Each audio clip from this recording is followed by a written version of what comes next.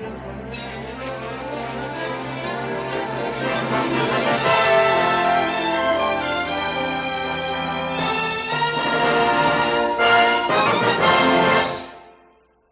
have the right to remain silent. Anything you say can and will be used against you in a court of law. You have the right to an attorney. If you cannot afford an attorney, one will be provided for you. Do you understand the rights I have just read to you? No. Okay, well, with these rights in mind, do you wish to give me the taglines? I'm gonna need to see an attorney. I'm gonna need to see an attorney after this movie too. I'm suing. I only have one. Good. And twice the comedy, twice the vice. Absolutely incorrect. No, you know what? I'll take this one, because if they are to say that Vice Academy 1 had one good joke, then maybe 2 does indeed have 2 good jokes. I was going to say, but you know what the problem is? Vice Academy 1 had one good joke that was an absolute slam dunk, whereas this has 2 that are like free throws. They're just like, they don't compare, but more, I guess, more is more. Free throws from the bleachers. Yeah.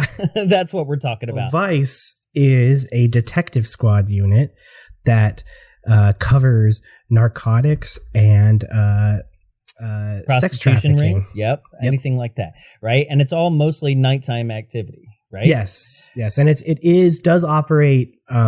A lot of the operations of a Vice squad are done under covert means. Oh, it also covers organized crime. So that's the other one. Twice the Vice? Yeah, double the heroin, double the prostitutes, and double the Al Capones. But not really. Not in this movie. No, but I will tell you what we do have, guys. We have no reported gross, no reported budget, sex jokes galore, horny drug toxins in the water supply, stripping, 2 scenes of female nudity, 1 pair of male buns, robotic bodybuilding police officers, and exploding robots, with no deaths to report and a 4.3 on IMDb. It's 1990s Vice Academy Part 2. Let's drop some bombs.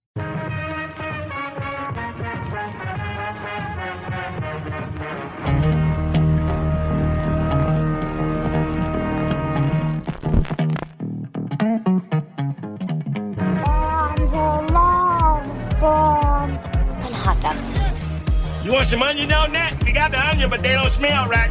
This is great. The old bastard has blown a fuse in the middle of a thermal, and we're gonna roast. I'd like you to meet BimboCop. I show ya! April Fool! April fucking Fool, you motherfucker! My mom's a werewolf. You come barging in here, interrupt what might have been the most important phone call of my life, and tell me that your mom's a werewolf? I mean, my mother's a real honest-to-goodness werewolf. Big deal. My mother's a cow. Welcome to Bombs Away, the B-Movie Comedy Podcast. My name is Jonathan Young. Joining me over there in the hole, as always, is... Officer Thin James.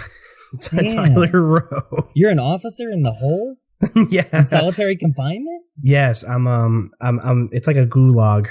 You're like one of the first ones to ever be put away for their crimes. Yeah. Oh, jeez, Louise. Let's start this off right out the bat. Guys, Vice Academy 2, it's a rough one. I was telling Jonathan before the show started, not to give you spoilers of what my rating might be later, but this is quite possibly taken the throne of Class of Nukem High Part 2. I'm not quite sure, because I will say that I enjoyed this one just from the visual aesthetics of it looking better. It had a better budget. I do enjoy this one better than Part 1. I mean, I don't know, because Part 1 has, we'll get into it, but this movie commits the biggest sin of being a titty comedy. And it's that it's genuinely boring as fuck. It's the writing, man. It is 100% the writing. So a little bit of background here when we speak of the writing, the directing and everything. This is written and directed by Rick Sloane. He's the director of Hobgoblins, and he is the sole owner of all his work. And at this point, before Vice Academy 1, he had already made 3 feature films, including Hobgoblins, and a movie called Blood Theater, which I'm totally down. That's like our Death Steps. Yeah, that does sound like Death Steps. And Blood Theater and Hobgoblins were both featured on Mystery Science Theater, and he did all this by 25. So I will give Rick the credit for being like, bravo. I was just taking bong rips at 25. You know, so that, yes. But Rick, I'm sorry. When it comes to writing, it was not your forte whatsoever. And that's what you're talking about here is you're like, it's boring. It's not funny. You're absolutely right. But somehow, and Jesus Christ, he wrote 6 of these. 6 of these. And somehow throughout all of it, the first Vice Academy was given the distinction of winning USA Network's B-Movie Awards for Best Picture. What? Yeah. And their highest rated late night film when it was first aired on cable television. That's because nobody had internet porn and they just had to jack it somehow at the time. I think you're absolutely right. I think it was the very real possibility. And it's funny. I just brought this up with my mom. We were talking about films. Jacking off? Not jacking off, but the awkwardness of, you remember Risky Business, right? No, because I'm not old. Will you stop that shit? You watch fucking Plan 9 from Outer Space, motherfucker. Guess you're old as fuck. Risky Business, if you haven't watched it, you should have by now. We're talking about Tom Cruise, Rebecca De Mornay, same ring, vice activity here. But the point being is that when he calls Rebecca De Mornay and she comes over and she's fully nude standing there in the curtains, that's the part when my mom walked in and I didn't know what that movie was about as a child. And I was like, I wasn't watching. So I get it. I do get the horny men of the 80s and 90s who more than likely was like, I'm gonna see a woman and that's all that matters. Yeah. I mean, that's kind of what USA Up All Night was a little bit because, I mean, for the most part, it was horror movies and skin comedies. And because that's what USA could afford. They literally would just buy a bulk of a person's movies. More than likely, they just called up Rick Sloane and was like, can we have all 6 of these? And he's like, you're the first person that's ever paid money for them. Yes. So the movie kicks off with breaking the fourth wall immediately. I thought that when the movie started, I was like, oh, did they attach the trailer to it again? That's what I thought too, because this is the opening of the trailer. It is. How could you open the movie being like, well, I mean, here, just listen. Hi, it's me, Ginger. Now, I understand that in Vice Academy Part 2, you want more sexuality than you did in Part 1.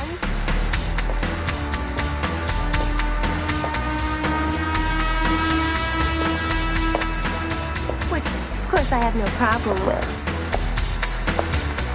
She literally introduces herself as saying, hey, audience, we knew that you wanted more of skin and titties and all of this kind of stuff, so we're going to give it to you. And then you don't. No, then you don't at all. And also the movie just goes from here. There's not even like a weird like break between this moment and the rest of the movie. It literally is just like, all right, on to the movie. They never, ever, ever again break the fourth wall. There's never a look at the camera. There's nothing. So I don't understand. It was almost kind of like the movie started and somebody sat down and was like, all right, you ready for titties? And people were like, yeah, all right. And Cool. Then the movie just goes. And then they're like, but where are they in the movie? Yeah, because what if you'd never seen the first movie? The only thing that you have as a basis at this point from the first movie is it wasn't as good because Ginger Allen is telling you this. Yeah. She's saying, all right, you guys didn't like the first one because it sucked. How about if we made this one suck less? Right? So Ginger Lynn Allen, for those of you, by the way, if you have not heard and you want to get caught up on the lives of Didi and Holly and Miss Davonshire? Yes. Yeah. And the commissioner. All these people are in the first movie, and you should check that out. Episode 96 with Tyler and myself. So Ginger Lynn Allen, for those of you who are unfamiliar with her, was an early 80s porn star turned B-movie actress turned porn star / mainstream actress, and a little bit of jail time in between. And we'll get to that by the end of this. She was ranked by AVN in the 80s as number 7 on the 50th greatest porn stars of all time. I'm sorry, I would need to watch what I say here, but I do not see how that's possible. I'm sorry, okay? Because it's that 80s teased hair blonde thing that I, to this day, I guess it's a I'm not old thing. Yay, I just proved I'm not old. But I'm not attracted to this look. No, you're attracted to the porn stars who look like children. Whoa. I don't know what that means. Everyone listening knows. Everyone's like, oh, yeah, I get it. I've clicked a profile on Instagram and seen that Bombs Away follows them.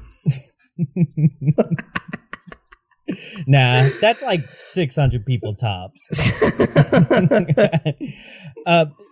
That's not what I'm talking about here, though. Like, you know what I'm speaking of, right? I get it. I get don't it. understand how certain people were as big as they were in the time. Yeah. She was also like the first Vivid girl. Oh, with Vivid Entertainment. Yes. The porn studio across the street from Universal Studios Hollywood. I mean, when you go to that area, you got to make sure that you have basically all-encompassing of what Hollywood is in just one area. Yeah, basically. You got a Bubba Gump, you got Universal, and Vivid. Yeah. So she's also, other than Vice Academy, a previous episode alumni because she was Cherry Bomb in 31. Which is like news to me because I can't even remember who the fuck that is in that movie. It's also news to me. I tried to find pictures or information about it, and I haven't been able to really track anything down. I almost thought that they were confusing her with, with Dottie. E.G. Daily. Yeah.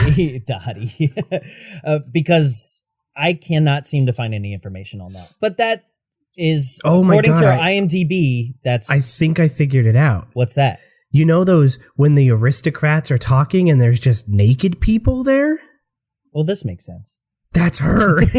She's one of those just like, I'm naked in the scene people. Well, I mean, it all adds up, right? I mean, are we even like debating that? I mean, I'm not surprised. Like, if you had told me that and I didn't feel like researching it, I would just take it as fact. So Holly is Ginger Lynn Allen, and Holly is out on the streets again, dressed like a sex worker, and she comes up to this other sex worker, and I don't understand why their proportions are so off. Like, how giant is this other woman? Yeah, I was. Box? What's happening? I was really confused. I thought maybe this was the BimboCop prototype in this scene that we were seeing. It's also cracking me up because like you're saying BimboCop like people know what you're speaking of yet. No, we'll talk about it later. But that's what I thought. But it was cracking me up because like so much of LA looks so similar to other parts of LA. That if you would have told me that this was the like lot across the street from the retro release pop-up that we did, I would have just taken you at your word, carte blanche, because it literally looks like we didn't get permission to film in this parking lot of this donut shop, but we're just gonna get this done real quick. Tyler, you are so on that same level with me because I already have that information for you for this. Is it? It is not that. But it is in that area. It's on Santa Monica. It is the La Brea Shopping Center that not only this arrest that happens before the title card happens, like basically that parking lot that everybody keeps pulling into, that is the police station parking lot, but it's also the Vicerama parking lot, and everything is literally right in the dead center of like touristy Hollywood. And down to the point, I found the address and I have what it looks like now, and it's just exactly the same with a new paint coat. That entire parking lot. For those of you who live in Southern California and go to LA, you know exactly the type of shopping center we're talking about.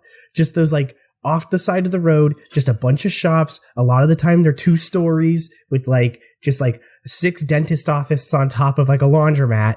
Like it was just, I've been to this place a million times and I know I haven't been to this place. It was just such an odd location. It's specifically La Brea and Hawthorne is what it is. Okay. It's 7113 Hawthorne Avenue. If anybody is curious about seeing the filming location of Vice Academy Part 2. The one filming location.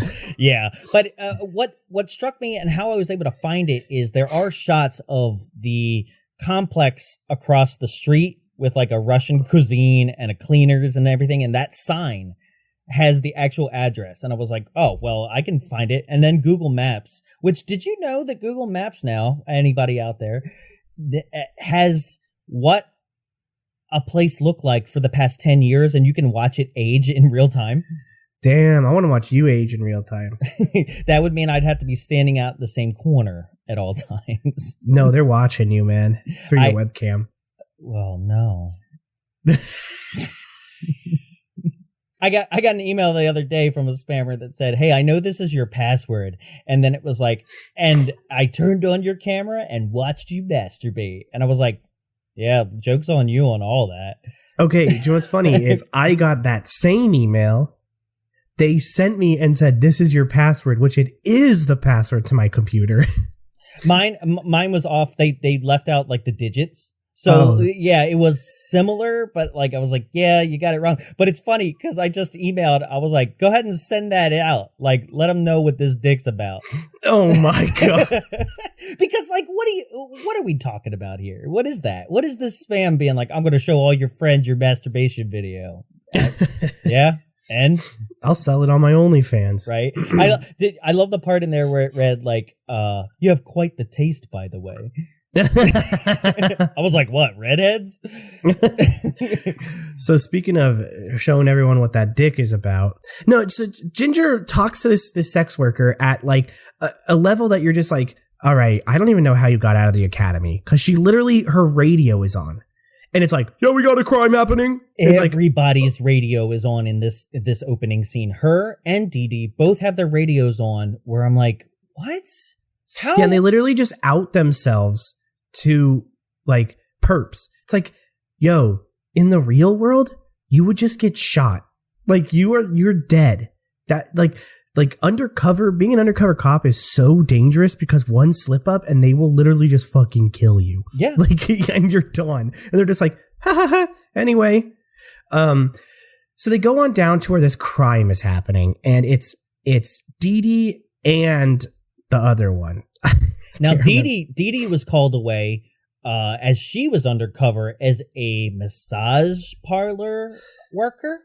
Yeah, she was doing a really good job being undercover because she was literally just going to jack this guy off. Like, and I think she was going to commit to it. If the radio didn't interrupt her as well, I'm pretty sure she would have went for the whole thing, because she even says to this guy, hey, you're pretty cute. Look me up when you get out of jail. And the guy's not cute. The guy's not handsome. No, he is basically Artie Lang's brother. This movie is written, I've pinpointed it. This movie is written for one type of person. Truckers. Because there's the whole subplot of the girl using the switchboard to flirt with truckers. There's this ugly ass dude that she's about to like jerk off in a massage parlor that looks like a trucker. And then the whole movie spends the entire time with the arguably most attractive person in the whole movie being like, you're not attractive and you have a needle dick. Oh, you're talking about Petrolino? Yes. This movie was written to make truckers be like, oh, hell yeah. Right? Well, I don't quite understand that either, because when we're speaking of Petrolino, guys, is he's an officer in the Vice Squad who is played by Scott Layne, and those who are unfamiliar with him, that's normal because he's only been in TV movies. But he's a handsome dude. Like, he is definitely soap opera material because he was on soap operas. And he is presented to be very, I don't know, brain dead and very chauvinistic and a player and has a huge dong and ripped abs, but somehow the girls are not into him. And he doesn't have a big dong, as we learn later in the movie. But yes, he does. I know it's funny because the we're getting ahead, but who fucking cares? What kind of plot is there in this movie? There's no plot.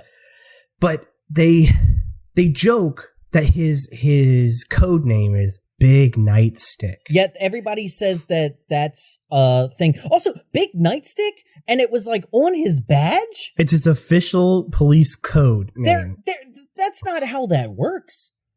And I'm pretty sure that there would have been at least a fight over who got Big Nightstick as the code name if it was real.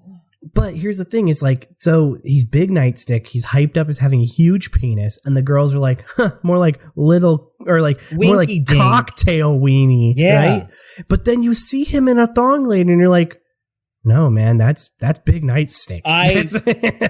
Seriously, later on, when they take that gun out of his pants, and he's like, how'd you know I had a gun? They're like, because there's no way you could have had a bulge without it. And I'm like, well, the gun is now out of his pants, and there's still a gigantic bulge. So, I don't know what we're talking about here. So, God. So they go in to a bus. They got called to a warehouse, right? And they both show up. And I didn't realize the takeaway from Vice Academy 1 was that Didi and what's her name? And Holly don't like each other. No, they've never have. They didn't in the first movie, and we knew that.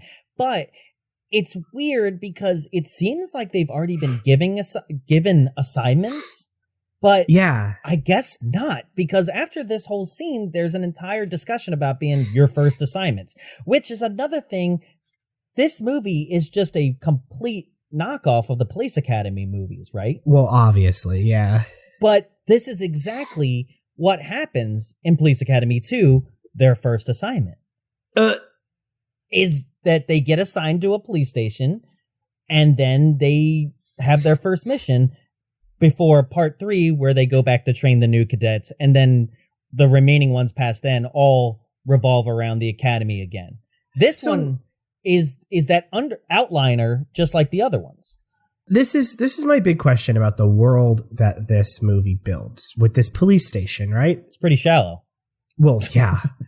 But this is my big question is, okay, so if we are to assume that Didi and Holly are on a specific task force called Vice, right? They're part of the Vice team. Correct. And they go undercover as sex workers to bust sex trafficking, right? Okay. They are not cops. No. They are detectives. Why are they treated like new recruits in this movie? It was the most baffling thing to me this entire time, because what happens in the next scene is they are ridiculed for fucking up this bust by not just letting Petrolino take the bust to the point where they get put on switchboard duty. But these are detectives. That's exactly the points that I was going to bring up throughout this entire thing, is that one, nobody seems qualified to be doing the positions that they've been put in place, whether it be switchboard or detective or undercover or just a regular. Yeah, because nothing says police station just like a bunch of flyers that like talk to you about how a red light signal works. There's that, and there's also the badges behind the commissioner when he speaks. Oh, they're just hand drawn. They're spray paint stencils on poster board without the name of the actual city too. Because that's the other thing, is like, just say you're in Los Angeles or something. To pay the rights. You have to pay the rights to say the word. Even. Yeah, just there is one funny poster on the walls. What, Bush? Yes, the Bush one where it just says stop underneath it. Yeah, it's really just funny. Bush Senior up on the wall. So you're like, man, we're in 1990. And there was another one about like questioning, and it's like how to question, and then it says like at the end of it's like shoot. And it's just like, okay, what a weird like social commentary this titty flick is trying to make. Don't question, just shoot. Yeah, but yes, so nobody's qualified to do any jobs in this movie. No. And honestly, the only person who does seem qualified to do their job, but they are slightly a creep, is Petrolino. Yes. He's the only one who's actually good at being a police officer, and everyone's like, fuck that guy, right? Yeah. And were you confused that he wasn't the guy from the first movie as well? No. I was at first. I was like, is this the guy from the first movie? No. It's been so long since we watched that piece of shit. I was like, I couldn't remember. So they go and ruin his bust. Petrolino is furious, and he goes back to Devonshire and the commissioner and is like, I want them taken off the force. I don't believe in women being on the force anyway, is what he says. He literally says, you know how I feel about women on the force. And you're like, they're useless. He Oh, literally Jesus. says useless. Yeah. And it's like, oh. I mean, if he thought that women were only these two people and everybody else was called something else, then he's absolutely right. These are the only two women on the force, though. So Right. they are not showing up well for anyone. Well, there's also Devonshire, who seems to have been there a while. And BimboCop. Right? Not yet. Stop bringing up BimboCop before it's time. People don't know what you're talking about because nobody's seeing this goddamn movie. So people are like, I don't know what he keeps talking about because I'm not going to see this piece of shit and I'm depending on these guys to tell me what it's up. And BimboCop, but it's a guy. I don't even know what that means at this point. I don't know if there's a word for bimbo for guy. I should have looked that up. Dildo. But Dildo Cop. That's a movie I would watch. So this movie likes to play guess who's wearing the wrong uniform? Because Petrolino is dressed in an all-black police uniform, yet the commissioner is black pants, black tie, navy blue shirt, and every single person who is wearing a uniform also has different patches on their shoulders. And Didi and Holly just get to wear their club attire. It's not even club attire. It's like, okay, so we haven't mentioned Didi is Linnea Quigley. The great Linnea Quigley, Hollywood Chainsaw Hookers, Silent Night, Deadly Night, Vice Academy. They're all things that we've done on past episodes. And we genuinely, or at least I know I do, I love watching her work in many films. I just watched Sorority Babes in the Slime Bowl Ballorama, and I had a great time with it. I'm sorry to report that both of these films with Linnea are full fails. I'm going to go out on a limb here and say every time I see a Linnea Quigley movie, I'm confused and ask myself if she really is the girl that's in Return of the Living Dead. Because not only does she just genuinely not look like that character from that movie. Well, obviously. But, and I don't know if it's the whole thing of just like no one else around her in these other movies is doing a good job either. But like comparing, because that's the first movie I ever saw Linnea in. Was Return of the Living Dead. I think that's most people. Yeah, but when you look at that and you see that character and you're like, oh, this character is fucking cool and she's super cool in that movie, and then you see her other shit, you're like, what? It's like, no, this is an error in the credits. There's no way that's the same person. And that's what I kept doing during this movie. I literally midway through this movie was like, did I make up in my mind that that's Linnea Quigley in that movie? And like went back and looked it up because I was genuinely confused. No, and it's basically what I'm doing here for you all folks is building a case as to why this movie should be 100% better than it is. Because I've given you Linnea Quigley, I've told you it's right in that realm of 90s, either sex comedy or 90s horror, like that early 90s, late 80s feel to the film and the production and what they were doing. And it's definitely an LA film, which usually are all adding up to something fun. And this just does not take the case. And another point to just kind of really drive that home is the other two people who are introduced in this scene, also from the first movie, is Jayne Hamil as Miss Thelma Louise Devonshire. Yeah, that's an interesting one. Especially they really Thelma thought that Louise, shit killed. Thelma and Louise wasn't made till 91. Well, no, they're real people, though. Oh. I didn't know that. Don't even fucking laugh at it. I didn't watch that stupid movie. I just watched Wayne's World. Yeah, I know you do. What? I said, I know you only know it from Wayne's World. Yeah, because why am I going to watch that movie? Apparently it's a good movie, but I don't have time to. I even tried to research that. I was like, is there a book? Shame on you, Thelma and Louise IMDb, for not letting me know that these were real people. You and I just realized something that you actually you forgot to mention. What's that? The commissioner in this movie is also an alumni of this show. Because do you know who he is? I'm pretty sure I know exactly what you're going to mention. He is Jack Chandler in Hollywood Chainsaw Hookers. He is the detective in that movie. Yeah. If you look at Jay Richardson's IMDb, just literally look it up for a second, and you could do Bombs Away presents Jay Richardson. For years. Years, dude. Years. It would never end. It goes from like the early 60s until now. And he just has a laundry list of nothing but B movies. And speaking from seeing him in Hollywood Chainsaw Hookers, I can tell you right here, right now, I love Jay Richardson. Yeah. Well, and that's the other thing too, is this is how it works in this movie, right? It's him, the Thelma and Louise Devonshire, and honestly, just Petrolino and Spanish Fly are the only people in this movie, and Spanish Fly a little less than anyone else. Committing to their characters? Yeah, and also who are like doing a good job. Yeah, are literally trying their best with the script that they have to make this an enjoyable scene when they're on camera. As we move on in this movie, the solution, instead of firing these women for absolutely destroying a case, is, like I said, they put them on switchboard duty.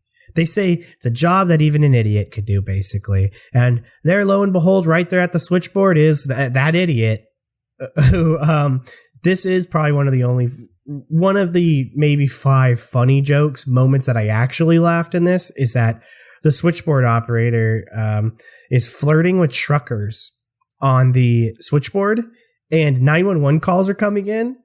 And one of them is like, there's a man, they're shooting outside my house. And she's like, okay. And then like goes back to talking to the trucker. No, it's not just okay. The line is, help me, there's a man outside my house. And she goes, well, if he's cute, get his number. Yes.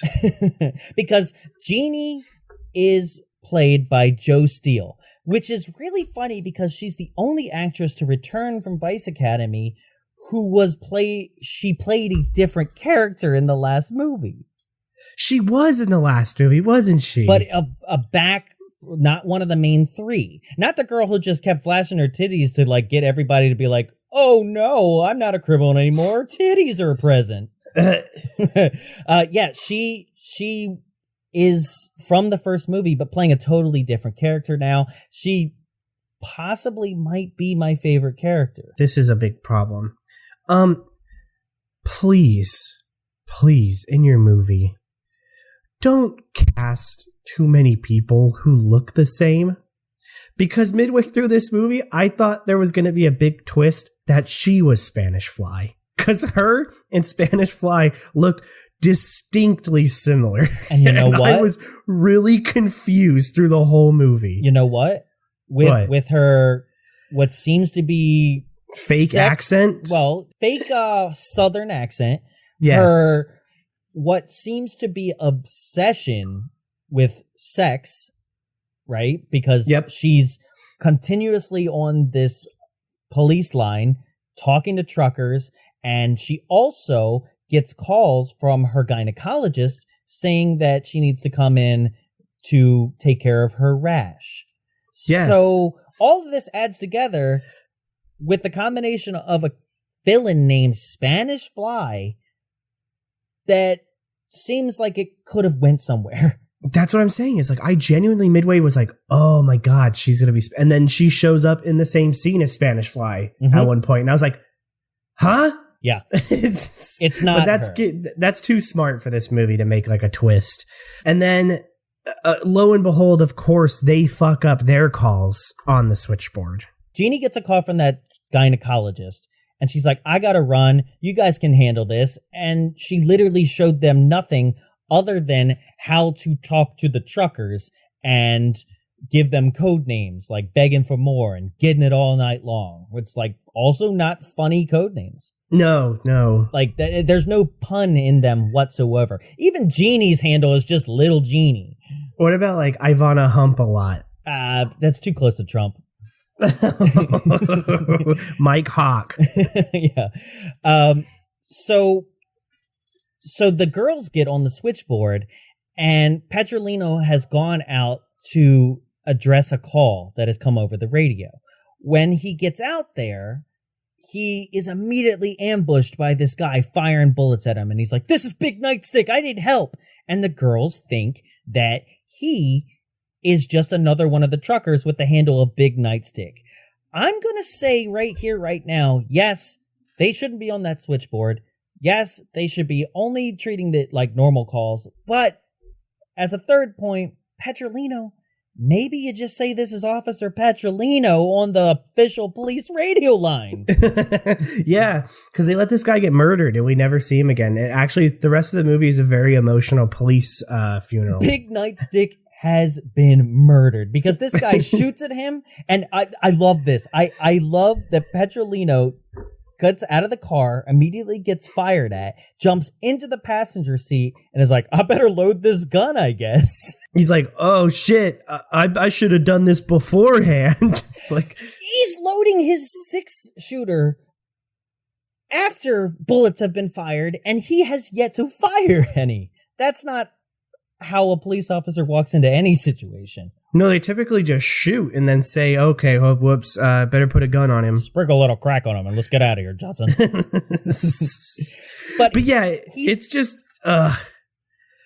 they get this man almost killed, and that also doesn't get them off the force. Nobody gets fired in this movie for anything except having an STI. What do they do? Like the fucking, what do they work for the teachers union? Like, you gotta diddle a kid to get fired? Not even that, really, man. It's like the Pope protects the LA police force as well.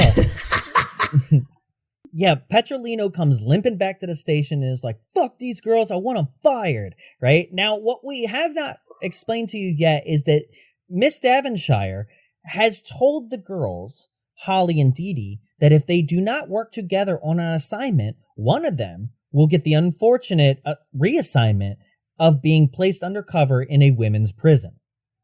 And Holly, whose father is the chief of police, thinks that she is immune to that kind of thing. And in an earlier scene, her father wrote, I guess, a handwritten note, because it was on legal lined like notebook paper. Yeah. That Devonshire has full authority to do whatever she wants with Holly. Damn, he's done with his daughter's bullshit. I mean, I would too. He's like, I watched you be a porn star, and now you want to be a mainstream actress. I'm done. Choose a dream. So as all this has also been happening, there has been a guy with a ponytail who's been roaming around the police station with no credentials, nothing, just a ponytail and a leather jacket. That's not suspicious. Store brand Bill Paxton. That's what this guy looks like. Yeah, from Future Shock. But that is Bill Paxton. I know. This is like great value Bill Paxton. Hey man, you want to drink the water? Yeah, and he hooks up the most inconspicuous thing of water to the cooler. It's called, and it literally says Spanish Fly right on it. Yeah, well, because when you order from Spanish Fly, they come right to your door with all the sex drugs that you would need from your water supply. All right, now here's something that bothered me tremendously about this whole scene, about the way that it played out, right? So they put Spanish Fly in the water cooler, right? Yeah. Everyone who drinks from this cooler, right? There's only one person that drinks from it. Well, okay, everyone who gets water from this cooler. Yeah. Why do they use the hot spigot? I didn't even notice. Every single time they get water from this thing, they get it from the hot spigot. It's for their cup of noodles, Tyler. They're putting it in a plastic cup. It would melt the cup. Yeah, well, you run real quick with the hot cup to your cup of noodles, and then you pour that shit in. God, yeah, that's how that works. It made me irrationally mad because it happens 4 times in the movie that someone gets water from this thing, and each time they use the hot spigot. With like, literally, it's so blatantly, it has the big red top on it that's like, this is where the hot water comes out.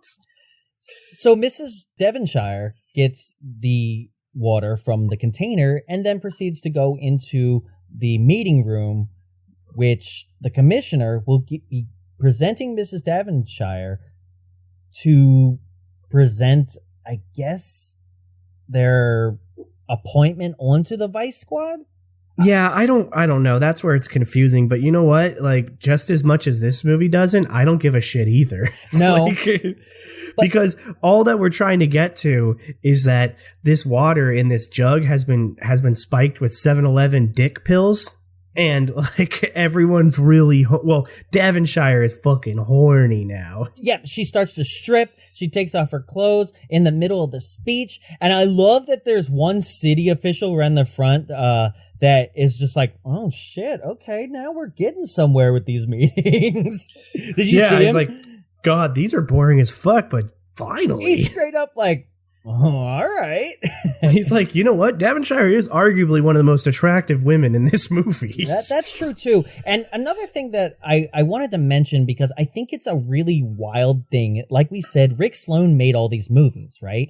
And that the character of Mrs. Devonshire has always been played by Jayne Hamil, except for part 3.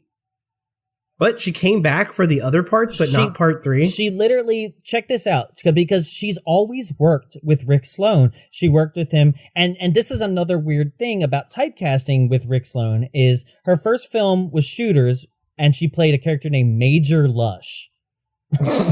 Right? Then she did a film called Mark for Murder with Rick Sloane, where she played a person named Mulaney, which sounds awfully like Mahoney. Or literally any Irish cop. And then she did Vice Academy 1, Vice Academy 2, then left Vice Academy series to do a film called Good Girls Don't with Rick Sloane as a prison warden. Jesus Christ. And then didn't do Vice 3, but then did 4, 5, 6 before she stopped working as an actress. And I just don't quite understand why Rick, who is director, writer, soul, everything of the film, would not have her in part 3. There's got to be a story behind it that is maybe missing. She didn't want to be in it. But then why would she be in Good Girls Don't as a prison warden instead during that time?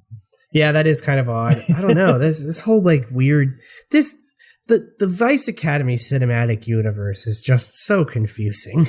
When are the X-Men going to be introduced? They won't. Even when Disney buys them, they still won't. It's called. They're going to be called Gifted in this franchise. That's right. New Vice. Oh God, that movie's never coming out. I hope again. Not. So, yes, Spanish Fly has tainted the police's water cooler with a thing that makes you so horny that you'll actually die. I guess. That's like literally what she says. It makes you so horny you'll die. Yeah, you build up the endorphins, I guess, and your blood pressure raises and all the other stuff that, I don't know, it's been too long for me. And listen, if it was possible to be so horny you die, Jonathan would have been dead 10 years ago. What? Not that horny. It's just because of quarantine, buddy. But Spanish Fly is just sitting outside of the police station in broad daylight. X-ray binoculars and a pink flamed convertible. Which is a cool car. Who is a villain at this level that is taking it this far and has not gotten caught yet? She's ballsy, man. I respect the hustle. And everybody at the police station seems to know who she is, but we don't, which made me question, is it the same villain from the first movie? It is not. But now she's fly themed. I mean, but it's not the same person. I know. And yet everybody is talking to her being like, that Spanish fly, she's gone too far this time. And I'm like, what's the other times? Last time she spiked the water with cum. Last time she was just sucking dicks all over this police station. It's gotta stop. Petrolino's like, I wish she would come back. I don't understand what this person's motivation is other than to poison the country's water supply and get money, but by making them horny? Yeah, because you don't want to be horny all the time. No, you really don't, I guess. I wouldn't know. So now they're like, we got to get this Spanish fly. We've got to stop her. I'm sending you guys to the Vicerama, you guys meaning Holly and Didi, to go undercover and figure out if that is indeed Spanish fly's hideout. It's like, if you suspect it, just get a warrant and do a raid.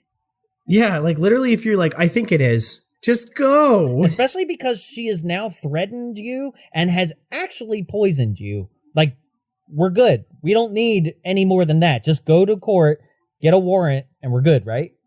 Could you imagine if this movie just wrapped up that well? I would love it. Like, instantly. I would love this movie so much more if this movie was 30 minutes long and it was just like, we got the warrant and we arrested her. Crime has been solved.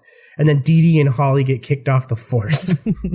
So Didi and Holly jump into Didi's car, and I do love this scene because she's like, you still listen to 8-tracks? And she's like, no, I just use that so people don't break into my car. Listen to my sound system. And she cranks it up, and they pull away, yet the shot goes back into Linnea Quigley dancing in the car, and they really forgot to black out the back window that shows them still parked in the parking lot.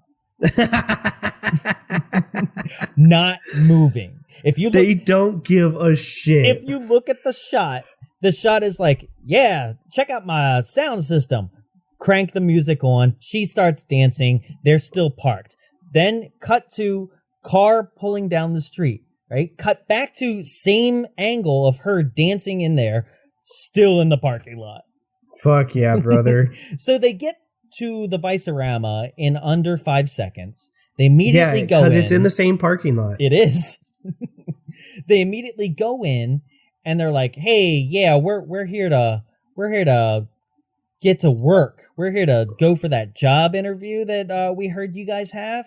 And so Horace, that guy with the ponytail, the main henchman, is like, Bill Paxton. Yep, Bill Paxton is like, come on in here and we're going to interview you. Meanwhile, we have girls dancing on a corner of the bar. Yeah, this was definitely an abandoned building that used to be a bar that they like. This was actually a bar that was in Hollywood that was a gay and lesbian club all the way up until 1990. I think it had just shut down. Dude, so here's where I just like, this movie keeps losing points for me.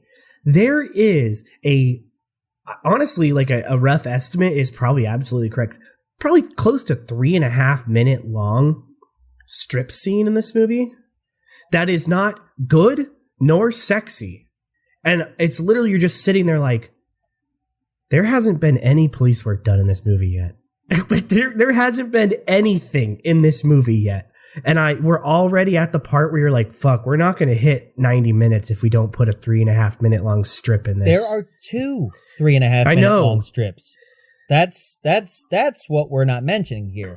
This one right here is done by Tony Alessandrini, who's playing Aphrodite. She is most famous for being the donkey dancer in Bachelor Party. The one who dances with the donkey and is going to have sex with it at the party before the donkey snorts all the pills on the table and has a heart attack and croaks. God, that is such a raunchy, like, Tom Hanks movie. It is the raunchiest Tom Hanks movie. It is in the realm of being like, okay, Tom Hanks comedy, and you go Money Pit, Bachelor Burbs. Party, even that's 90s on The Burbs with Joe Dante.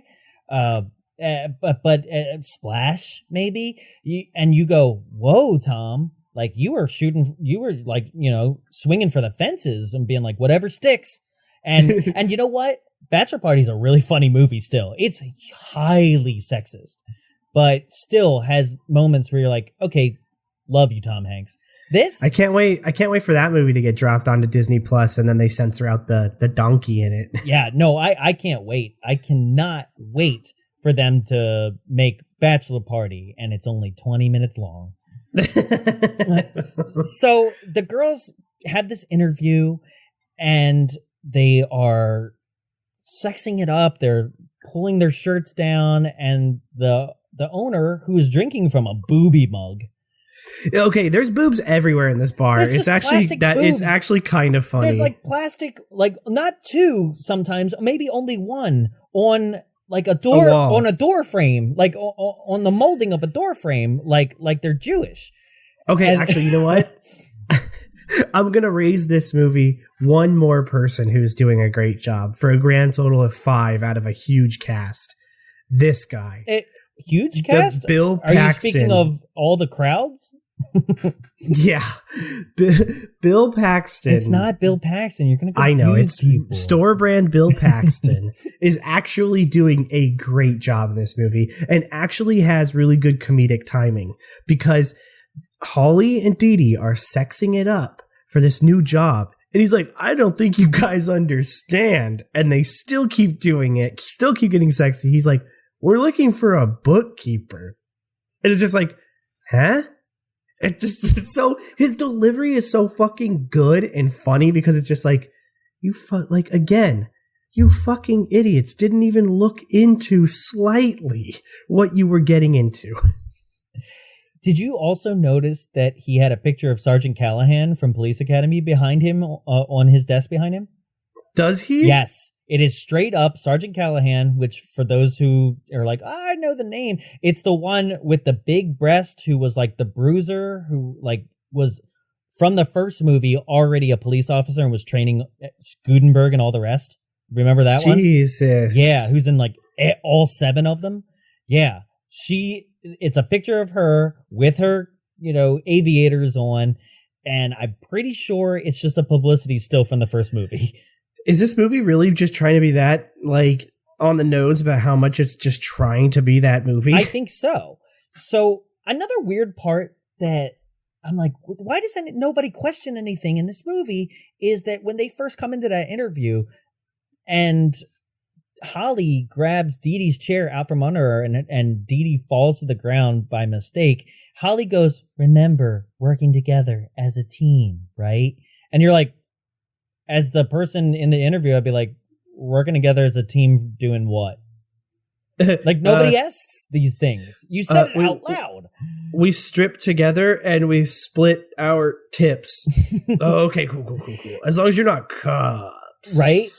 And Didi's like, I'll do it. I'll do the job all night long. And then Holly says, I was born doing it. And I'm like, yeah, we know. Which is even funnier when you think about the fact that he's looking for a bookkeeper. Yes. But, okay, so the only people in this movie who don't know they're cops is Didi and Holly. They're fully unaware that they're police officers, apparently, because everyone else knows that they are vice cops. No. Didi and Holly are literally just actresses trying to be in a 90s movie. I see, yes. And everybody else is like, no, you're cops. And they're like, no, we're trying to be actresses.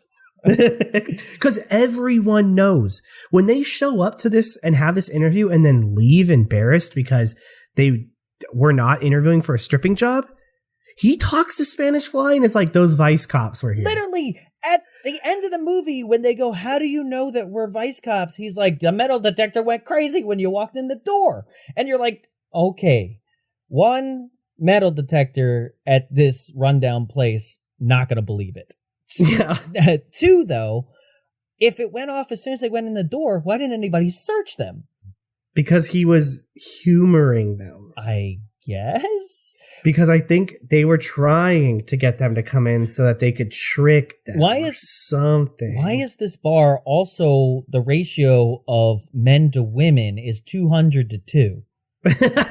Why is every patron of this bar just this one guy that keeps showing up in every shot with really long blonde hair? Well, he is the bar. He is the bar.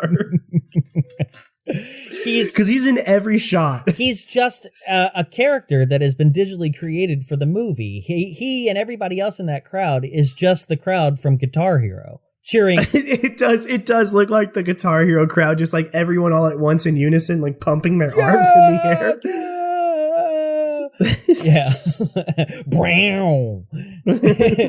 Yeah, that's what they look like as they cheer on every girl that gets on this, I can't say stage. It literally looks like it's a corner booth in a restaurant where they just rip the table out and the booth is still behind them as they dance. They don't get the job, obviously, because they're looking for a bookkeeper, not more strippers. And I'm not quite sure that this place is a strip club even.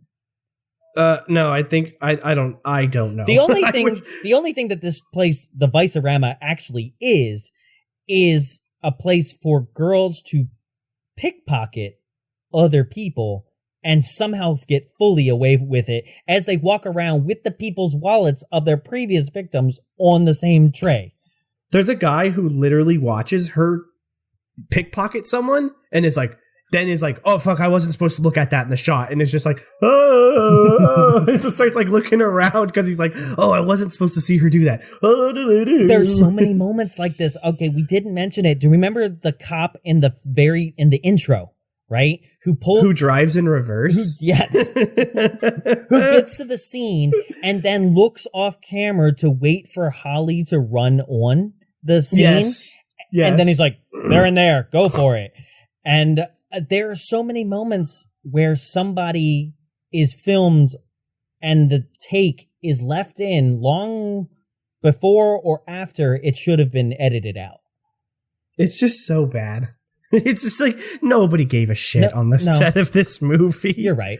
So now they get back to the police station and they both are like, I can't work the switchboard. We have to do this. We have to figure out how to get ahead at this station. And Jeannie had told them earlier that if they sleep with Petrolino, he's the one who makes all the decisions. How? What is he? Is he? I thought Devonshire was making the decisions. Yeah, I'm so confused as to what the hell the power structure here is. Like, why does Devonshire exist? Because she was in the first movie? That's the only thing I could say? Yeah, basically. Yeah. I don't understand how Petrolino has the ability to give you a promotion. And when Jeannie says that, well, Jeannie, how do you prove that? Because you're still at the switchboard. Yeah, I know. And Jeannie, are you trying to be a police officer as well? Are you on the same level as them? I don't fucking get it. So both Didi and Holly make a plan to sleep with Petrolino, and of course it's the same night. But Didi is literally scheduled to show up at his house first.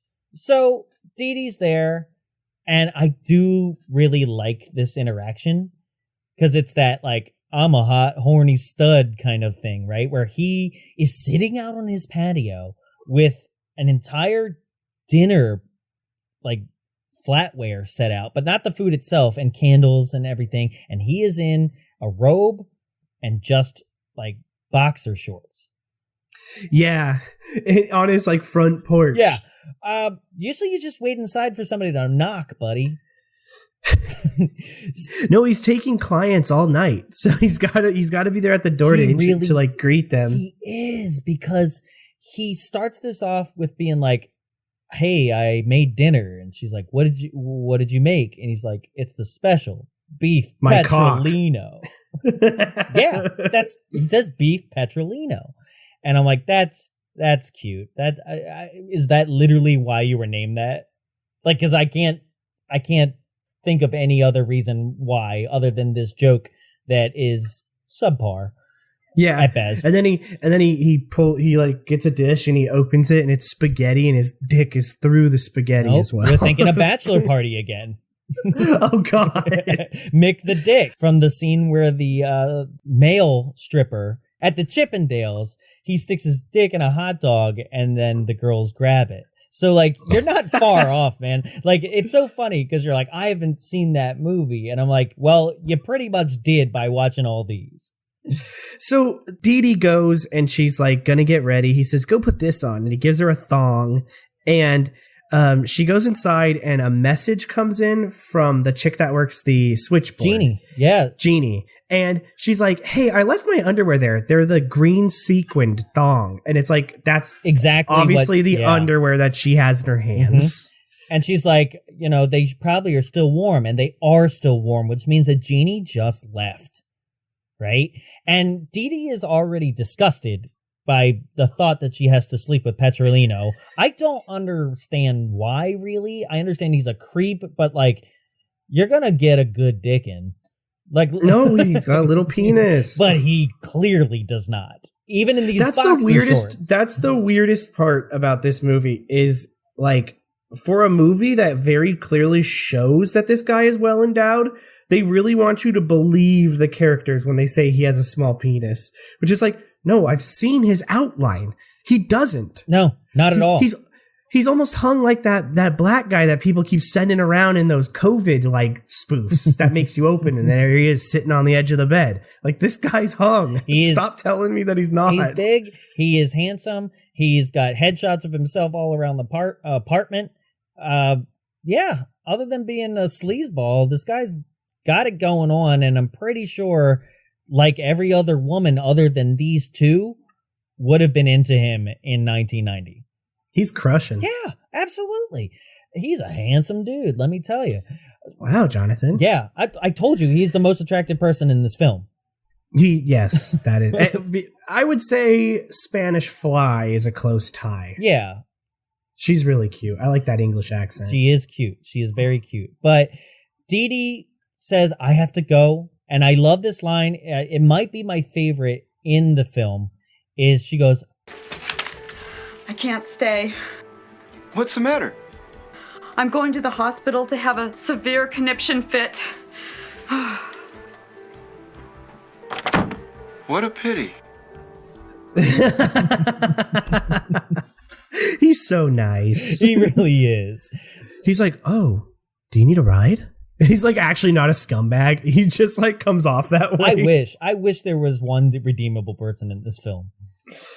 Because then Holly shows up and her whole situation was so fucking dumb. Like, whereas Didi had like a genuine reason to leave. Like, she was like, he just tried to get me to put on the panties that some other girl just wore, right? And she stumbled upon that revelation. Yeah. And then Didi is just so grossed out by this guy. Whereas like Holly had a reason to be grossed out. She's just like physically repulsed by the guy for no reason. Yes. And she seems more into this than Didi was. She came dressed in like Fredericks of Hollywood lingerie underneath her jacket. She seems like she's sucking his fingers right before a phone call comes in. Yeah. I'm led to believe that if you, like seconds before that, literally out loud so he could hear it, prayed to God and said, please let this be over quick, blah, blah, blah, then how did you immediately go into porn mode? Because she looks like she is enjoying sucking his fingers. Oh, she is. Of course she is. And then a phone call comes in and he doesn't let it go to voicemail. He takes the call. Why would you do this? Yeah, I don't know. He takes the call and basically on the other end of the line says, hey, what's up, girl? Yeah, I'm not too busy. I can talk. Yeah, see you in an hour. Like, and schedules another sex date while she's in the same room. And that's what makes her go, I'm out of here. This is bullshit. That's the thing that finally set it over the edge? And she's also like dry heaving when he's like saying this. She's like, it's like, what? No. See, and that's that overreacting for comedy purposes that if you just wrote a better script, your actors won't have to overreact at how disgusted they are. They'll just be able to say it and portray it with real feelings and emotions. But basically what you're laying out is that they have to have a good script, and that's just not going to happen, Jonathan. I've already laid out, like, from that to Jay Richardson to everybody who we've talked about thus far who is committing to their roles. They're working with a shitty script. Yep. So Holly leaves as well. Another thing that was really weird is he gave her his own, like, her own personal toothbrush so that I guess she could spend the night, that kind of thing. But then she sees that there's an entire cup full of them. And then if you see that there's a cup full of them, why do you leave and decide to brush your tongue before you throw it on the ground? Yeah, that was a weird one too. I was like, ugh. Like, what? I feel like if I was script supervisor or something, every single time I'd be like, all right, cut. And they're like, you're not the director. No, you need to cut. And they'd be like, why? And I'd be like, because that sucked. Everything about this movie sucks. Yeah. So they get back to the police station the next day and they're having a conversation. And Jeannie is like, hey, I heard about your guys' threesome with Petrolino last night. And they're like, where the fuck did you hear that? We didn't even have sex. And she's like, yeah. I heard it in the guy's locker room. And they go, what? Why are you in the girls' locker room, or the guy's locker room? And she goes, oh, I just throw my hair up in a baseball cap and throw on a towel around me, and no one even knows I'm there. What? No, I'm pretty sure they know exactly who you are, and they just like that you're in there. Yeah, they're like, nice. Right? And you would think that would mean something for later on when that happens, but there's no correlation whatsoever. But Didi and Holly are like, fuck Petrolino, let's go confront him. They go in, and they just rip his towel right off. And they see his dick, and they're like, ha ha, big nightstick, more like cocktail weenie is what they say, right? Yep. Hey, just, ladies and gentlemen, are you sitting here thinking, wow. Nobody's Jonathan even listening Tyler, at this point. Yeah, Tyler and Jonathan are really going on this weird tangent about all this weird shit in this movie. Why aren't they talking about the plot? That's the plot. This movie also forgot that it had a story it was supposed to be telling. Yes, because there's no reason why these girls should not have been just within the past 10 minutes of things that we've discussed in the film. Shouldn't have just been doing more undercover stuff or at least being bumbling cops or something. No, they lower themselves to sleeping with somebody to get ahead in life. Yeah. And that's something that I know that I'm sure that the actresses on this set couldn't just go up to Rick and be like, Rick, this is setting women back like 100 years, even though that's a line in the film later. Well, which is interesting because this movie is trying to be like progressive, but then at the same time is like not, because you're supposed to be sitting there when Petrolino earlier in the film is like, you know how I feel about women on the force, they're useless. Then our characters are supposed to show that isn't the case, but they don't. Nope. Ever? Never. So they confront him being like, you're a fucking liar. And then Petrolino is like, I'd never hit a woman, and she's like, go ahead and do it. And then he swings. He was gonna hit a woman. And Holly hits him first, and they walk off. And I guess Petrolino got his. But that's the thing is, Petrolino is never made out to be a like side villain either. It's not like they knocked him out and he's learned his lesson. No, the movie goes on and he's going to be a part of it still. No, he's just an annoyance. Yes. Basically. So we cut back to Spanish Fly because the film's like, oh yeah, I forgot. And she presents a monologue about poisoning the water supply and straight up fumbles over a line. And they were like, yeah, we're good. Wrap it up. Yeah. We can't do a second shot. Did you catch it? Where she's like, no. I'll just play the clip, but she just straight up stumbles on a line and they just left it in. Here you go. The map is completed. Every major water supply in the United States has been marked. And if they don't give us the $20 million that we've asked for, we're ready to show them we mean business. We're ready to show them we mean business. It's subtle, but it's there, and nobody was like, take two, you know? No take twos on this. There's no take twos. We can't afford the film. It was good enough. So she presents her main plan, that it wasn't just to poison the police force or to poison LA, the entire water supply for about $20 million. Yeah. And I love that the girls who are the minions, who are named Aphrodisia and Falacia. I do like that. That's one of the more clever, funny jokes in this movie. Yeah. That's like the minions that Tommy Lee Jones had in Batman Forever. I thought you were going to say the minions from Despicable Me. I would never say that. Fuck them. Hate them. That's their names. I hate them. Beto.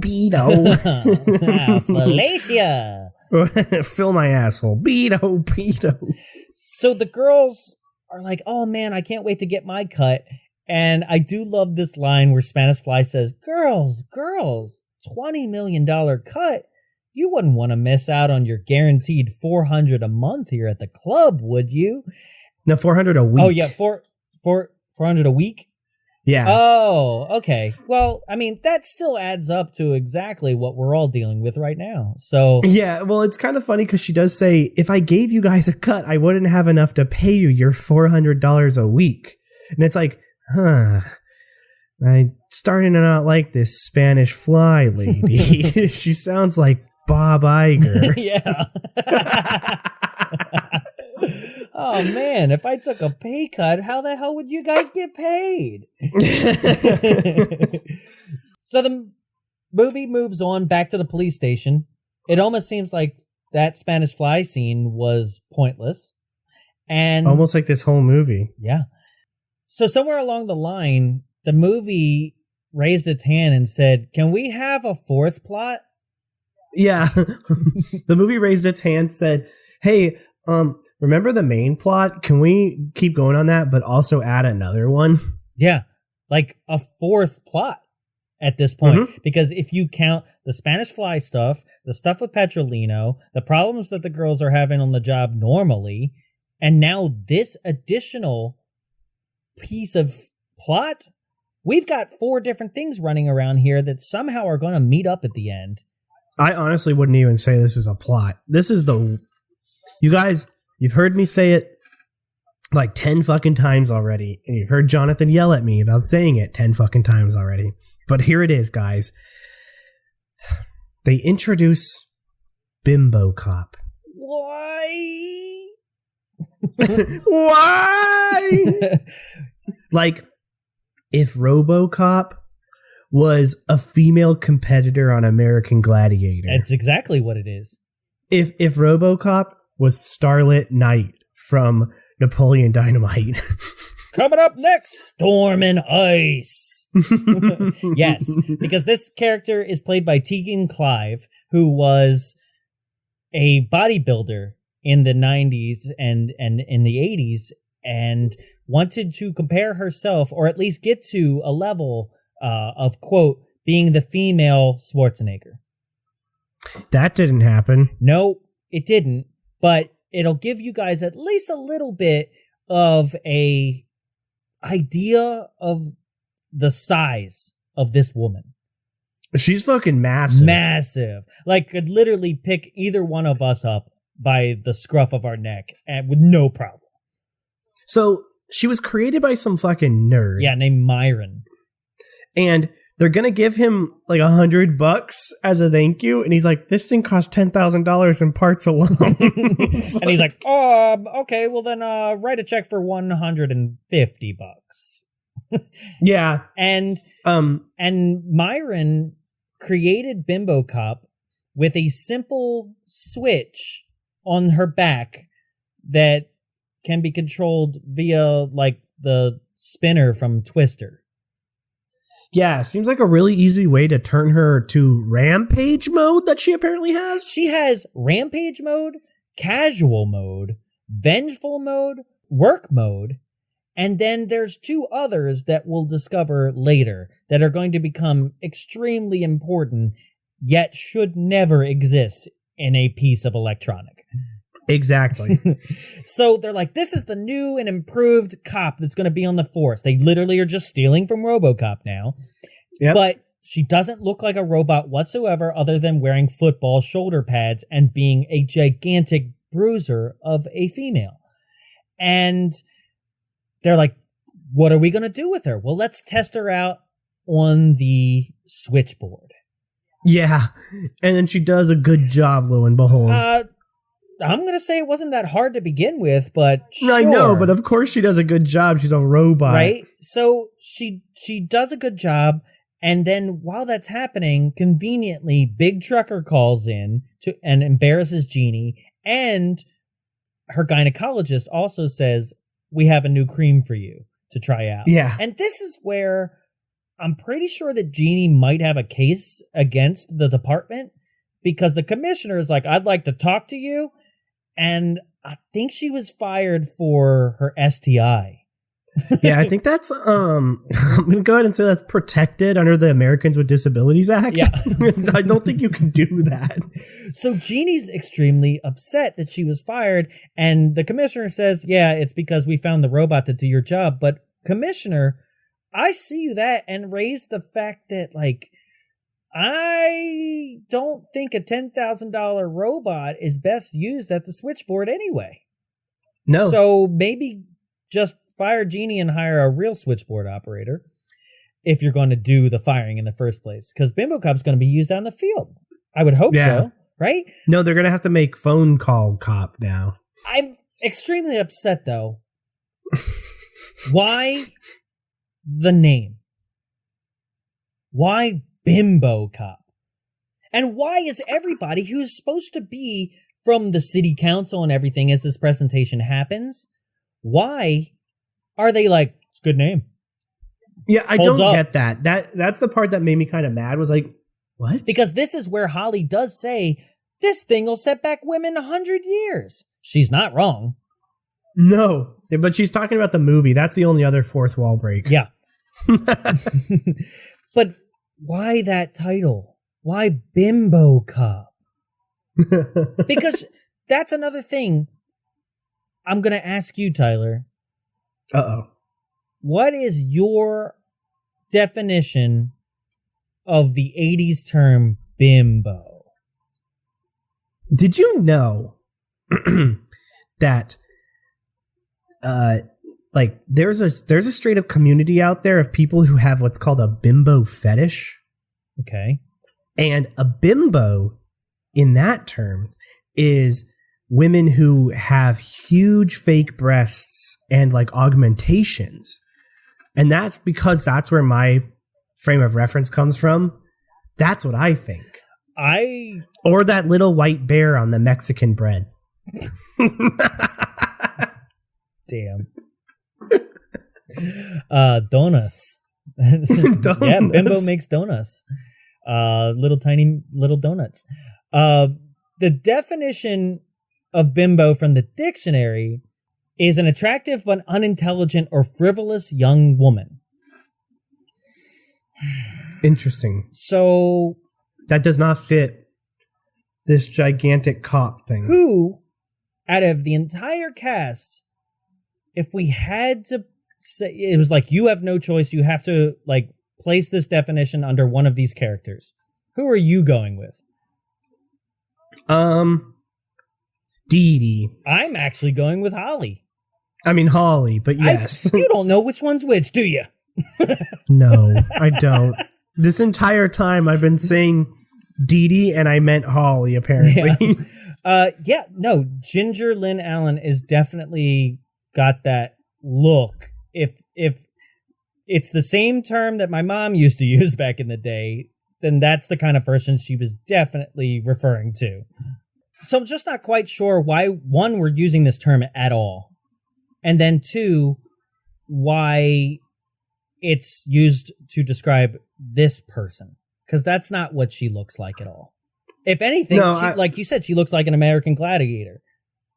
Yeah, without a doubt. Strong cop, better cop. Literally anything cop other than BimboCop would have been acceptable, probably. Cock cop. Slut cop. I don't care, you know? Like, cop. It's just, nope, it's not cool. It's not at all. No, it's not even funny. So the girls go back to the Vicerama, and now they somehow think that they're going to play themselves off as something different?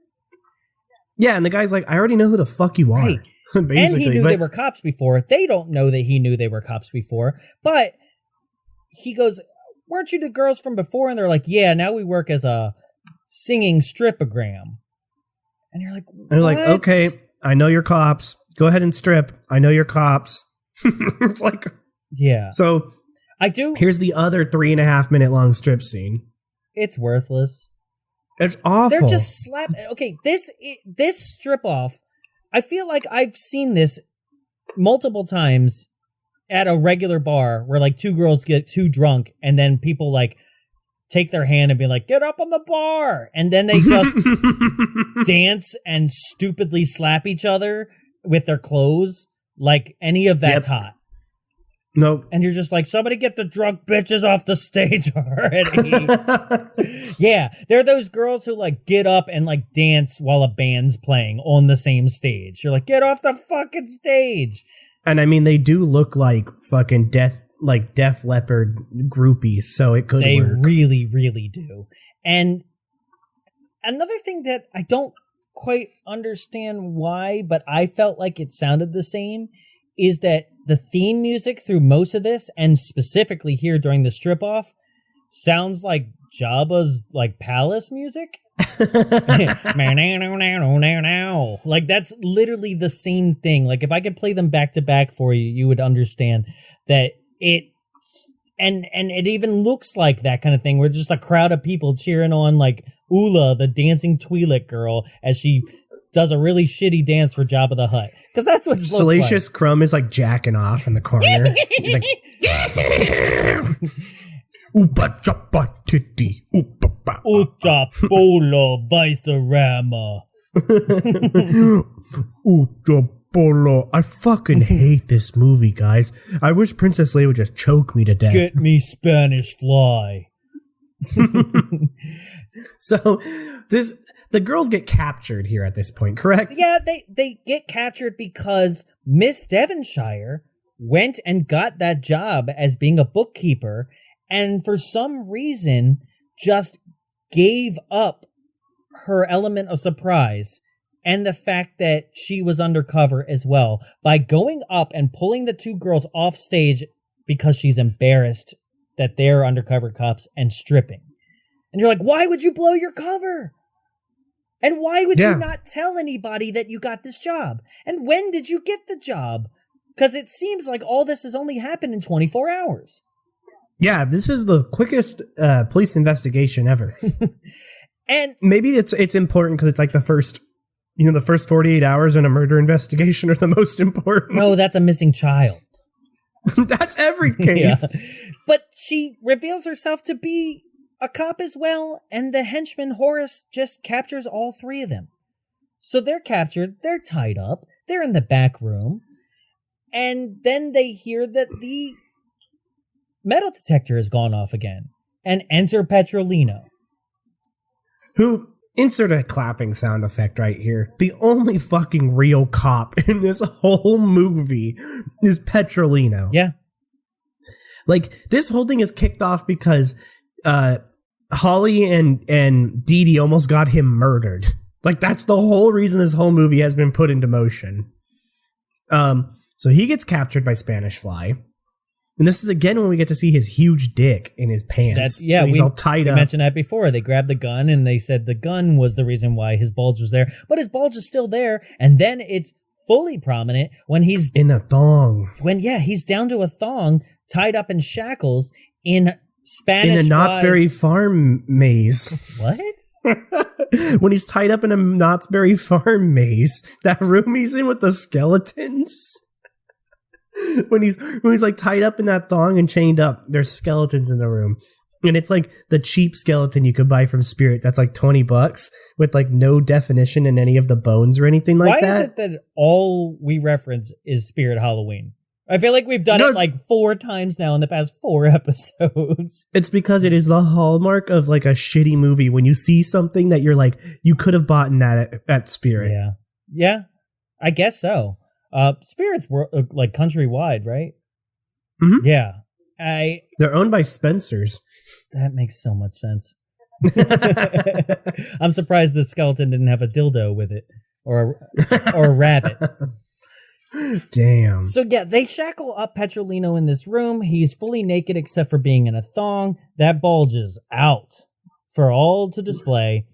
Cockrelino. Yeah. And they go back to the girls who are tied up, and then they hear that, BimboCop's here. But what we haven't mentioned is that Jeannie, prior to being, leaving after being fired, went up to BimboCop, and there's 2 settings that we haven't discussed that are very easily just spin the dial, and she will be on that mode. And one of them that she's on right now is called Worthless Mode. Yeah, because they did that to her when they wanted her to like fuck up at the switchboard. Which is like, why is Worthless Mode on there? Why would you like? I know that my 4K TV does have a broken mode, and all I got to do is like turn it on, and then the thing doesn't work, and I'm pretty happy. So what is this mode? I don't know. What is Worthless Mode? What is? I would like to turn you into junk. I'm gonna make a joke about Worthless Mode, but I want to put a disclaimer in front of it. I don't actually feel this way. Please think of this in the sense of a boomer humor type joke, okay? Worthless Mode. She's already a woman. Thank you. Oh, I thought you were just going to say she's already a millennial. No, she's very clearly not. So yeah, she's on Worthless Mode, which makes her pretty much worthless. She doesn't know how to fight back. She immediately gets tied up, and that doesn't matter whatsoever. How? They literally just moved barely, and like we're like, oh, Rampage Mode, and just turn it on. What was the point of tying these people to these chairs? There's no point. There's no point to this movie. Are you reaching that point in our review where you get there and you're like, I hate everything? Well, it's not hate everything as much as just can't really, I guess, describe people's motivations or reasonings or anything anymore. Does that make sense? Like, I literally am trying to explain why people do anything that they're doing, and then we got to a character named BimboCop, and it didn't fucking matter anymore. Nope. Because guess what, guys? Let's do it. You know how this goes. BimboCop gets out, goes on a rampage, arrests everyone. The day is saved. It's not even a particularly interesting sequence of events. There's not even like a cool action set piece. It's not even a chase, really. And I raise you, when BimboCop arrests Spanish Fly and her henchman, and the cop pulls up to arrest them at the same place as the beginning of the movie, I raise you that they used the same shot that they had done before, the same set of things that they have shot to show the cop driving into the same parking lot again. because it is the exact same thing as before. It's not even a change of location. It's literally the opening scene of the movie. They arrest him and they're gone. Yay, BimboCop. How did she get a boomerang though? Yeah, she stole it off that kid from Mad Max. Because then BimboCop goes on and they're gonna present an award to her, even though Didi and Holly think that they're gonna get their award. It's like, no, you're lucky you're not fired. As they're about to present it to her, apparently she has a blow-up mode? Yeah, it's called overload. That's our final mode that we haven't actually mentioned yet, is that there's a mode on a piece of electronic equipment that is supposed to be useful, in which you could be like, yeah, fuck it, blow it up. Yeah. And I use that on my razor every morning. Then she explodes. They get up there, and Didi is given the award, and not Holly. Okay, but you're leaving out some important stuff here, like as to why that all goes down, and the reason why all of that gets set into motion is the fact that it is Holly who went to the commissioner prior to this awards presentation and said, I think I deserve the award for the arrest of Spanish Fly, and it would make my father proud. And the commissioner's like, yeah, no, I'm going to give it to BimboCop because she actually saved the day, which she did, right? And so Holly is like, I can't have that happen. She's the one who turned it into overload mode prior to the award ceremony. And so BimboCop, like you said, exploded. And then Didi is basically standing off to the side, not saying, I want the award. But Holly immediately is like, you know what? I think I deserve the award because I was the first one to do this and I was the first one to do that. And Didi's like, actually, I did that and I did that. And then Myron, who has watched his creation explode and for some reason is wearing a red sequin jacket. I don't know what's going on there. He was going to fuck BimboCop after. Well, I know. I think he was already doing that. I think that was the joke when he said, like, also the hospital bill from the welding accident. Yeah. I think there was more going on there. So he looks at the box that, by the way, BimboCop looks like a normal human being in all ways, shapes, or forms, except for this switch box that has the Turner knob on her back. Might want to hide that somewhere on your on the police force's best weapon. But no, he looks at the box and goes, this box will tell us the last person to mess with her settings. And it's like, how? Yeah. How? It's got a camera in it. Beep, boop, boop, boop. It's Holly. All right, Holly. You're being reassigned to the jail, and Didi gets the award. And also, we're going to make a prison rape joke to just wrap this all up. Yeah, but did you hear who Didi called on the phone? No. So, to wrap up Didi's story in the Vice Academy series, because Linnea Quigley did not return for any of the sequels after this, Didi goes out with a bang. She calls the guy from the beginning because they actually say she drinks the Spanish Fly and nothing happens to her because they literally say she is too horny to get hornier. That would be you if you drank the Spanish Fly. I don't understand why I'm always the horny one. I don't. Because you be horny. I'm not.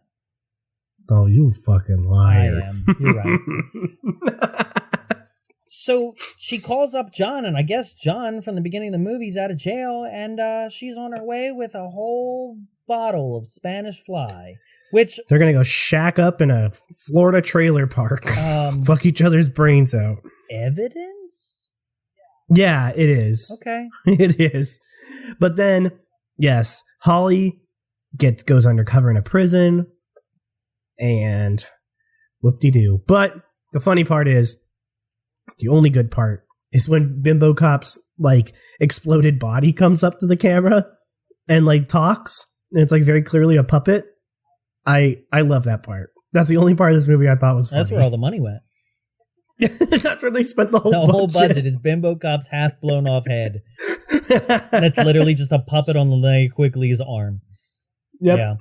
So what's funny about the fact that Holly ends this movie in jail, and basically, from what I read, spends a lot of the next movie in jail, is that the actress, Ginger Lynn Allen, was actually charged with willfully submitting a false tax return in 1991. She was avoiding her taxes. Yeah. What's funny about this is that she was charged for avoiding a tax amount of a little over $2,000. $2,087.04 to be exact. And when she was convicted, she served 4 months in prison and 17 days. And she spent most of her career earnings on the legal fees. So she actually spent more money in the legal fees and bankrupted herself. Than she would have for paint. Yeah, than she would have spent for the taxes. But the funny part, or not funny, but the interesting part of this entire tax evasion story is that Lynn herself would not have been investigated for tax evasion if it was not for the fact that she did not participate and cooperate with the investigation that was going on with the porn industry and Tracy Lords at the exact same time. Oh, no. Yes. So basically what it looks like, and it's speculated. She was probably given like a plea deal. Yeah, what's speculated is that because she refused to participate in the Tracy Lords scandal, which for those who are unaware, Tracy Lords actually got a fake ID and participated in pornography at the age of 16. And then in a wild turn of events, 4 days after her 18th birthday, mysteriously, she was revealed to have been underage during all of the 2 years worth of filming her, and thus making all of her pornography illegal to distribute or watch. And thus, it being illegal to watch that made sure that Tracy Lords, who was trying to make a mainstream name for herself, now has no legal pornography that is attached to her. So it's suspected that she herself turned the pornographers in for her old content so that nobody would then be able to actually own her. And so she rose to stardom and then had it all wiped away. And also got the money. So, what money? She got paid for doing those videos. Yeah. Oh, yeah. She got a huge paycheck, and she rose to stardom in the porn industry as one of the top girls. And for all that to get wiped away, and then Ginger Lynn to not participate in that investigation, it is suspected that the FBI actually was like, well, fuck you. Here's the penalty for not cooperating. Because of the measly amount. I mean, it could have been that. It also could have been like, if you testify, we'll just drop this charge against you. Well, the speculation from Lynn herself is that, like, that was never on the table. That they retaliated. That sucks. Yeah. So that's a really wild little piece of this, like, kind of puzzle of how just these porn actresses back then were running this business, whether it be trying to get into mainstream or trying to get into these sex comedy movies, and they're all trying their hardest, but sometimes it looks like you gotta go the extra effort. Sometimes it looks like you'll try really hard and you'll be in 6 Vice Academy movies. and then play a brothel worker in The Devil's Rejects. Well, she's only in 3 of them. She stops after part 3. Oh, does she? So the next one in this series will be Ginger Lynn, and also Didi's sister, I believe, is who the next character to join her will be. Jesus Christ. So get ready for Aren't that. you so excited we have 4 more of these to do? Yeah, I'm pretty excited, but I'm pretty sure that that'll never happen because I'm pretty sure that you're going to quit so we never have to do that. It's in my contract. I won't do another Vice Academy movie. So that pretty much sums it up. Like, are you going to recommend it? Because I'm sure it's No. I'm not. No. What are you giving it on that Jaws scale? Genuinely, I think that it is an insult to Jaws 4 to give it a Jaws 4. No, it's not. But it's right this there. is a Jaws for. It's Jaws the Revenge, Like, for sure. It is awful, and it is so boring. Yeah. Like, the whole movie spends so much time on nothing. Absolutely nothing. I don't even know what happened. This movie could have been solved in 15 minutes. This could have been a YouTube skit. Yeah. Ugh. Well, what did Carly think? I'm just getting right into it. What did she think? She watched this with me on her lunch break, and when her lunch break was over, typically she lingers for a little while, but she was just like, I gotta go, and just left. Like, it didn't even like, and there wasn't even a, you can keep watching this without me if you want. She knew I got that picture. Well, it's the same as the last time we did a Vice Academy, so yeah, no different. Well, you've heard from us, and you've heard from Carly, but there's still an entire group of people who thinks they're the most important people in the world, and who are we to deny them of that? This is Gimme 5. These are 5 and 10 star reviews pulled from the internet, Amazon, and IMDb specifically. I have no idea what they're going to be about. Tyler finds these for me, so what do we got today, bud? Would you be shocked if I told you there's no 10 or 5 star reviews for this movie? I'm absolutely floored right now. Because I literally thought that like Big Trucker would have at least given it 5 stars.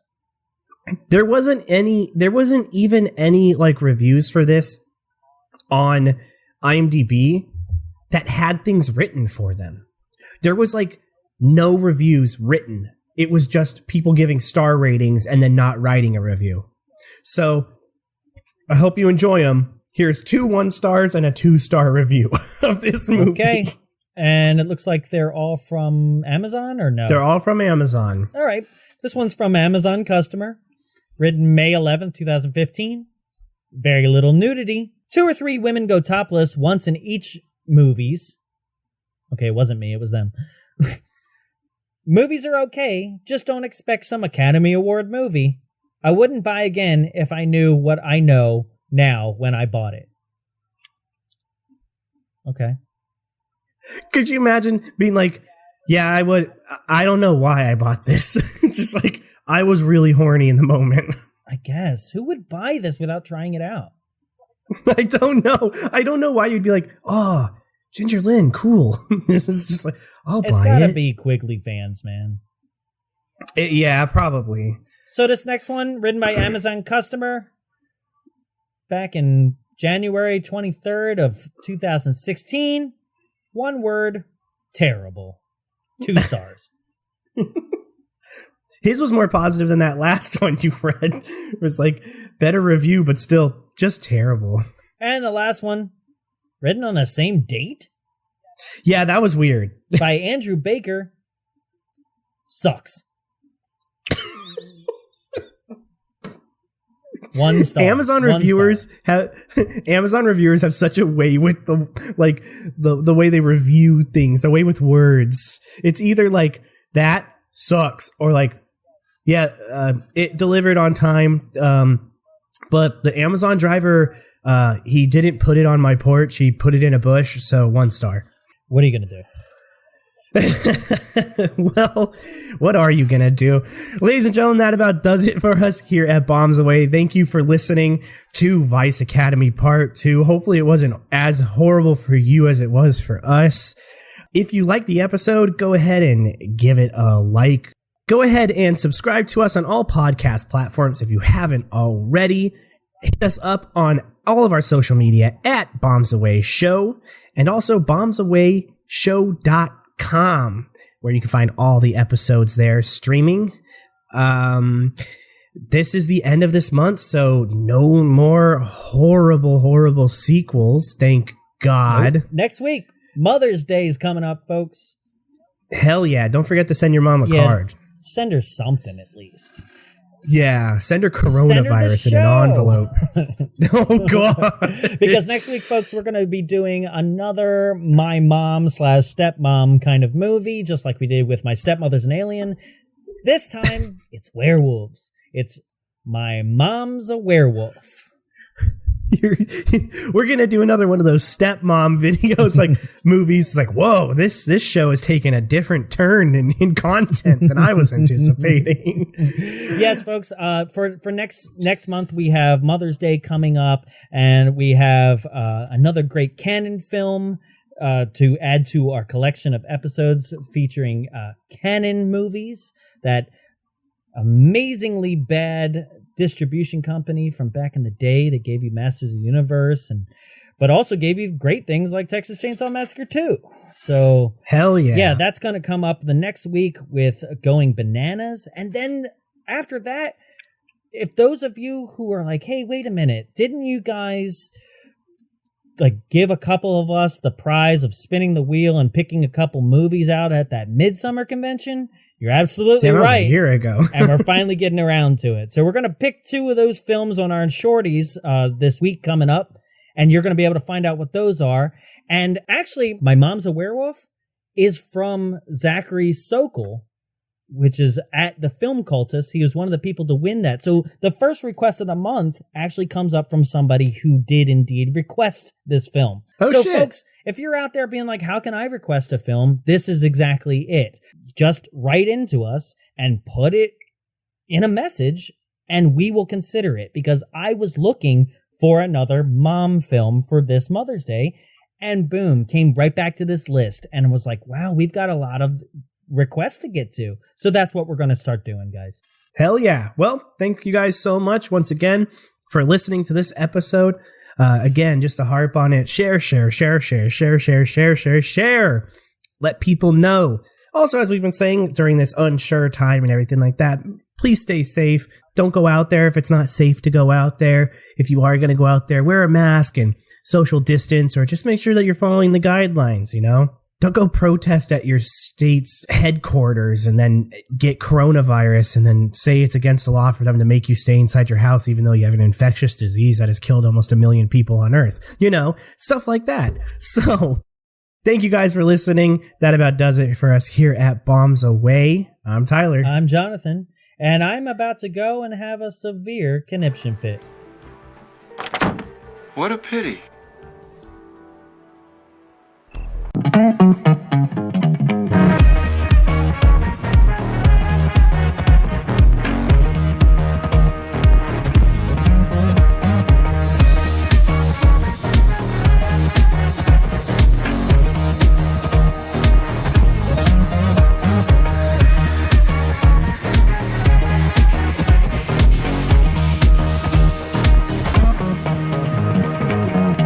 This has been a production of Big Bulb Entertainment, executive produced by Jonathan Young. For more media and information, visit us at www.bigbulbentertainment.com. Big Bulb, what's your bright idea?